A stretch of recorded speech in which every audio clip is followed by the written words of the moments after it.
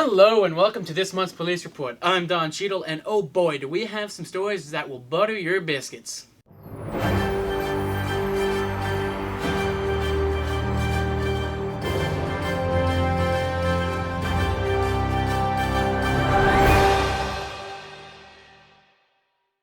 Our first story comes all the way from a little town called Morrison in Colorado.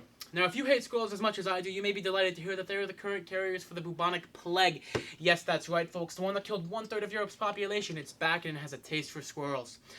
So far, the death count is 15 squirrels and rapidly rising. And to be frank, I couldn't be happier. Those tree rats are moving into our communities, taking our jobs. And I swear, if I see one more take any more of my nuts, well, let's just say the bubonic plague won't be the only thing they have to worry about. But on a more serious note, we at the JPPD would like to send our deepest condolences to the squirrel community and any squirrel families affected by this terrible outbreak. Although us humans are safe from this plague, all of you nut guzzlers really better watch your back. Alright, and now to Elliot with the weather.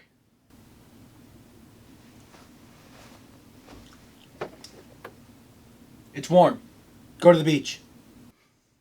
Thank you, Elliot, for that wonderful weather report. And you know, I would if I wasn't banned. Anyways, on to our second story of the night. It's about a celebrity we all know and love that got a little wild on vacation. That's right, it's Batman. On his vacation to South Carolina, let's just say, things went a little south. Now, the Bat was unmasked during this shocking church robbery. A 25-year-old man named Dalton Alexander Lazarick crawled to the window of a church late at night, and after a few minutes he discovered a Batman suit. Naturally, he put it on and decided to rob the place.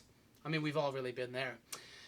He ended up leaving the place with $700 worth of computer equipment. Now, Batman may be Gotham's hero, but he's Spartanburg's county worst nightmare.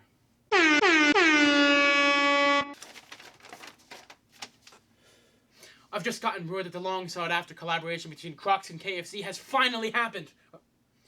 Oh, I'm sad to report that they have sold out everywhere just after 90 minutes of sales. Although I am happy to announce that critics report that the shoe is indeed finger-licking good.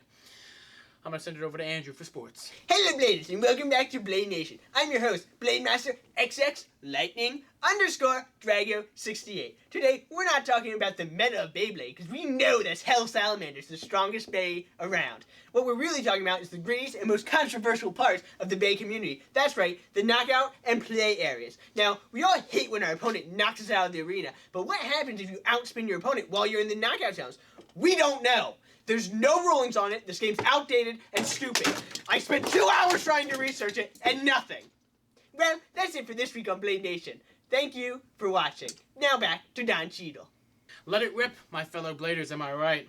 Anyways, for our last article, we'll be taking a trip to the land down under, where a local hotel is being attacked by blood-hungry emus whose lust cannot be quenched. They may not be able to open doors, but what they can do is stalk their human prey and wait for the optimal time to run into the hotel and strike.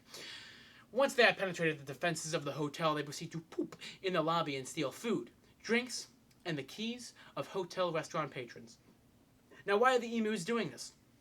Obviously, it's revenge for the war that the country of Australia waged on these poor, poor birds back on November 2nd of 1932. Even though the emus won that war, they still like to assert their dominance all over the Australian citizens. Well, that's it for this episode of Police Report. Squirrels are dying, Batmans are robbing, Australia's back at war with the emus, and the Beyblade community is up in arms. Once again, I'm your host, Don Cheadle, and thank you for joining us on this episode of Police Report.